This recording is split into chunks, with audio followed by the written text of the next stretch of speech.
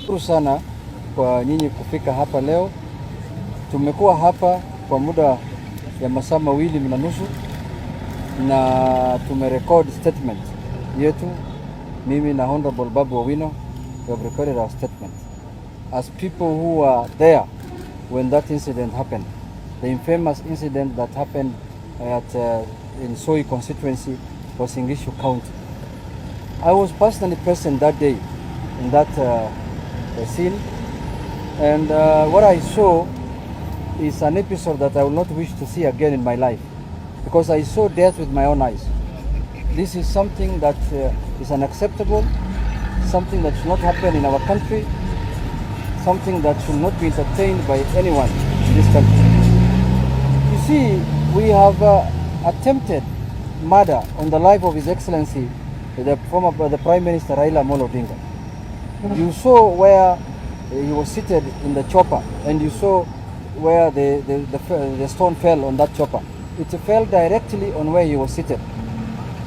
First of all, when we arrived in that home on that day, as I've told the police, we encountered a very rowdy youth as we were entering the home. But at the time we were entering, they never did anything. We entered the home, we condoled with the home, we gave our condolences messages, but immediately we finished with the family and we came out of the gate, now going to our chopper. Stones were raining. Stones were pelted on us in the car, inside the car. So we had to take the car closer as possible, nearer to the chopper, so that we can get out of the car and jump into the chopper.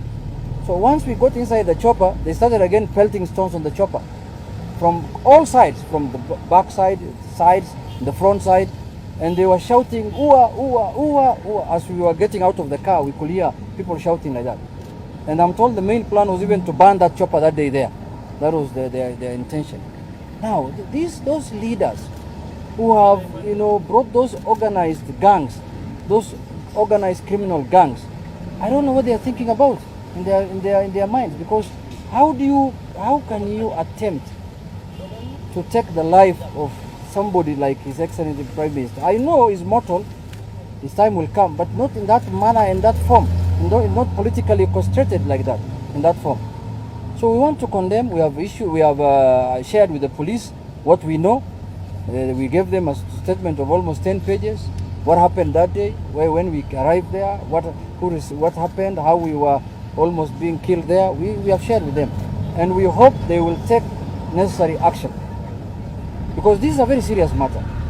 This is an isolated matter that is different from any other matter that happened before. Because as you know, we are heading to the general election. We have 120 days to go, and you know who is the leading presidential candidate. Me and you know, opinion polls have come out and showed who is the leading presidential candidate. So when you have an attempt on the life of such a candidate, then you are trying to invite anarchy to this country. You are trying to invite mayhem and disorder in this country.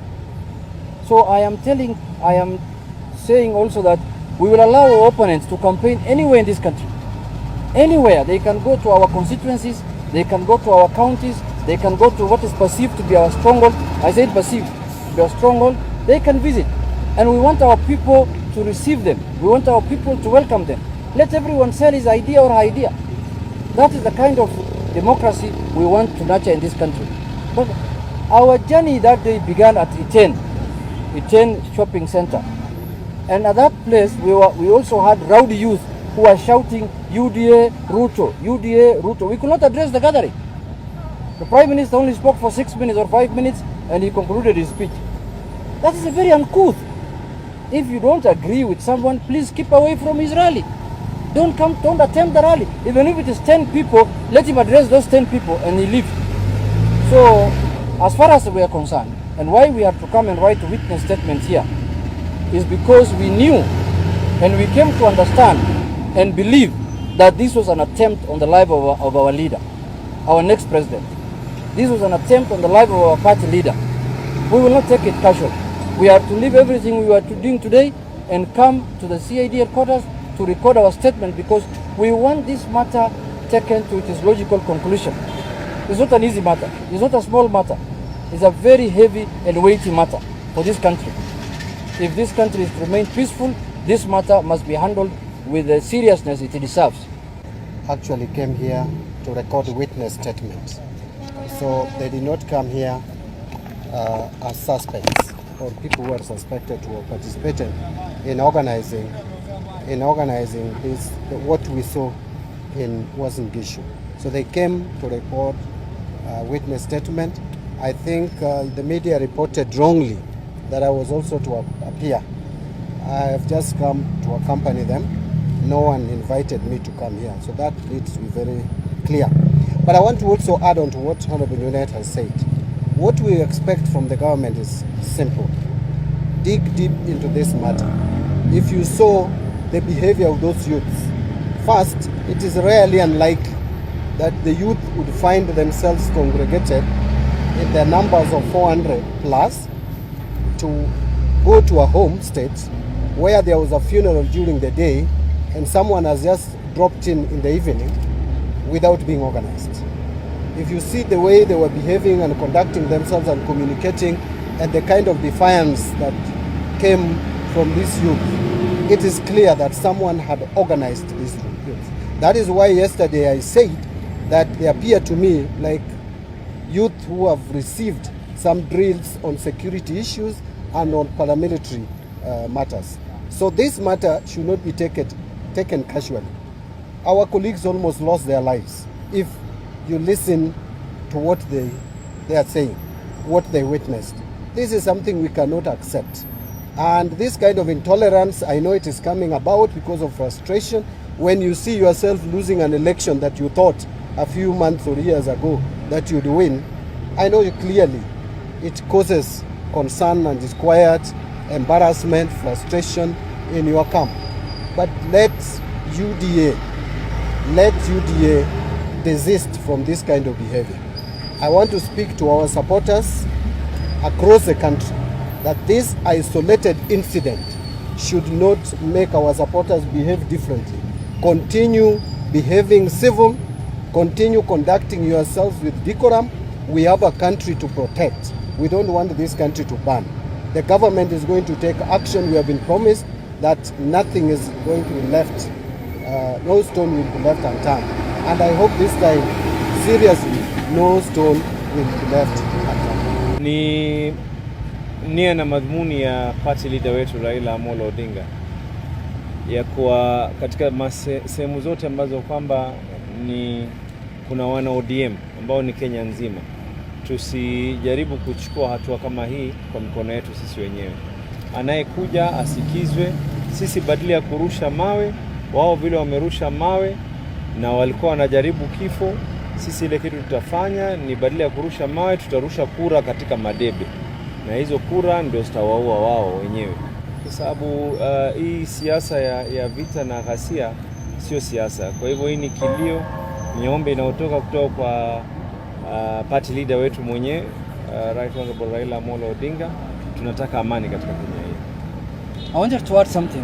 I saw the deputy president the other day apologizing. I don't know he was apologizing over what. Because you apologize over a crime that you have committed. Is he telling us that he was aware of the crime that took place? That he's apologizing on behalf of his people who committed the crime? What was he apologizing about? What he needs to do as the leader of UDA, he needs to denounce violence.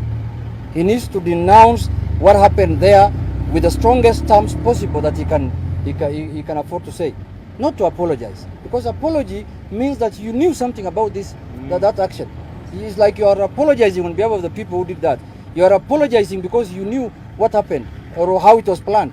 So he needs to come out more clearer than what he said. Apology means it is a kind of acceptance, that is accepting that he was part and parcel of what happened in that place.